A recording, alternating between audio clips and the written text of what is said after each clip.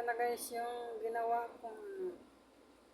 kong lemon, onion at saka honey, garlic na pang-immune, pangpalakas ng immune system. Mix nyo lang guys, ito na siya. 3 days ko nang every morning, 2 times a day ko iniinom. Every day, ako lang, isang spoon lang siya. 2 times a day kong siya iniinom, pangpalakas ng immune system. Maganda siya guys.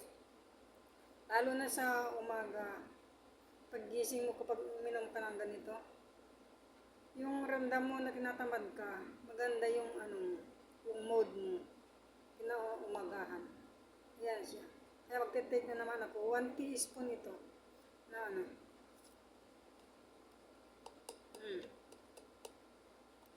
Hindi mo siya mataste yung yung onion lang yung onion hindi mo siya mataste. At saka yung lemon hindi. Kasi yung honey bean inilagay mo, naging tubig na siya. Wala kang nang ilalagay dyan guys. Ano lang siya, honey. Maganda siya. Ramdam ko yung pakiramdam ko magaan. At saka hindi tinatamad. Ganun siya. Ito lang araw-araw. Iniinom ko. 3 days ko nang iniinom siya. Nagtitake. Ito yung minix ko ng onion, garlic, lemon, at saka honey. Yung inilagay ko dyan. Yan siya.